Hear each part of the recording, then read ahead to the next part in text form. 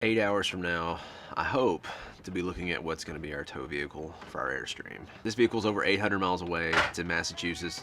This is going to drive me to the airport, drop me off. I'm going to fly into Connecticut, and then I've got to either be able to get a ride through Uber or Lyft or something like that, or rent some sort of a car. And this is why we're traveling so far, is because we're looking for a diesel cargo van. We like this one because it has the windows that go all the way around. It makes it a little bit harder on the storage on the inside, but as far as the looks, we feel like it looks a little bit better. Typically, I like to buy from an individual. If I can look at it, inspect it, look it over, everything checks out, I mean, you can definitely save money with an individual.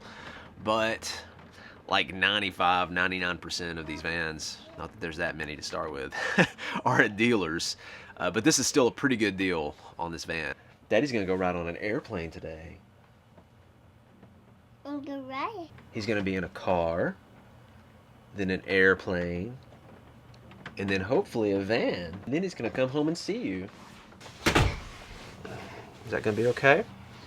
Right. Yeah, I'm gonna ride it, that's right.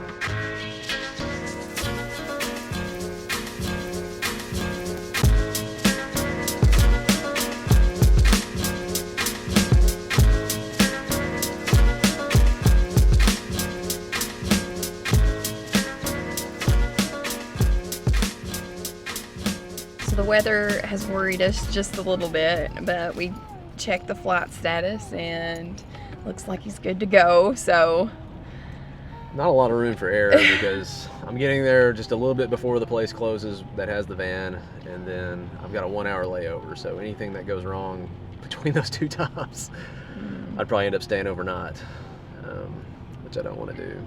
Or that'd be 2 overnights, I guess. I'm definitely staying overnight somewhere. yeah, Probably in the van. We'll see. Nathan's probably excited about it. I think he would live in a Sleeping van if it wasn't for me and Hensley. I'd rather have it a little fixed up. It's probably going to be about, I'll be in the north still, probably 20 degrees at night, sleeping on the floor in the van. Yeah. Not my idea of luxury. Are we gonna miss him, Hensley? Hopefully this will be the last time in a while we have to give Nathan up to go pick up something for us.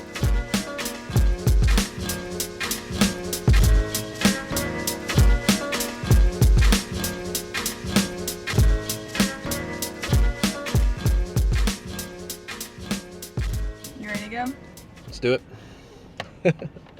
Can't say I'm excited about the drive and the flight, but Excited about having a van. I'm excited about having something to pull the Airstream. I don't know if I'm even excited about the van. Bye, babe. Love you. Bye, Hensley. Love you. So one of my bigger concerns is that I had to bring a license plate. So I'm hoping I get through security with that. I could not get a tag from the dealer. He said that Massachusetts does not give out temporary tags, which really stinks. So hopefully I get through security with a license plate. I have no clue. I've never tried to get a license plate through security. Made it through no problems. One thing I saw that was kind of surprising, you can't take a Note 7 as carry-on flights anymore. It's kind of crazy. I don't know what's going on with the Note 7 to cause that, but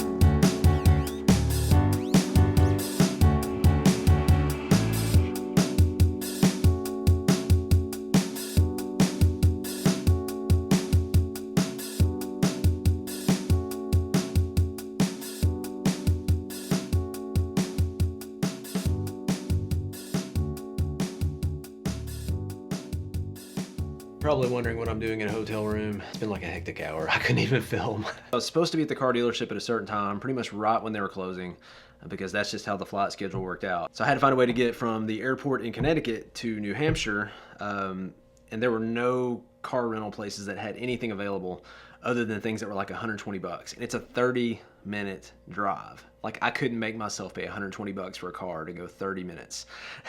So I used Lyft, which if you've never used Lyft or Uber, I know what they are, I know how they work. I've just never really had a reason to use them, but It was awesome.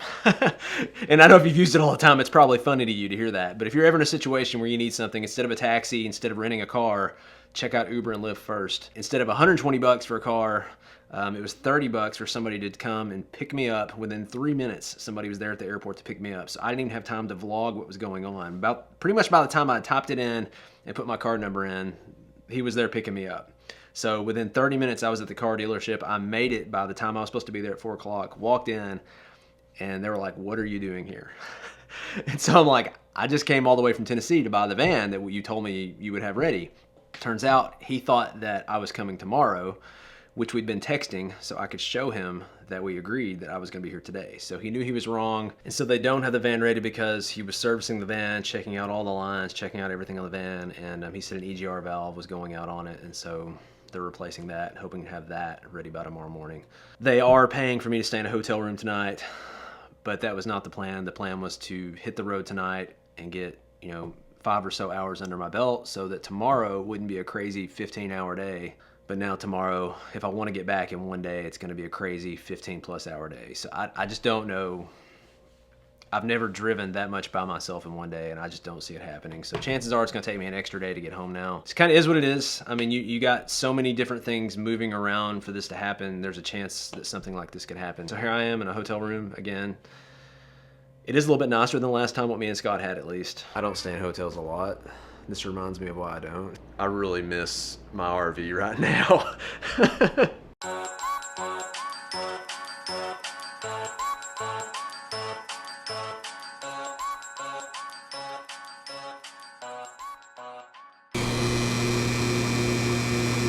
So they're supposed to let me know in the morning when the van is ready, and hopefully I can get the van and get out of here as soon as possible. I don't know what I'm doing for supper yet. He pointed out 2 or 3 places I could walk to from here, so I'm gonna see if I can find some food and bring it back and just, I don't know, kind of nice. I get to relax and watch TV at least, but, well, I'm not gonna watch TV. I'm probably gonna work. So I'm in a Motel 8. Oh no. Yeah. What happened? He thought I was coming tomorrow. So I'm walking around in a parking lot right now looking for something to eat. I don't know where. How is there nothing to eat out here?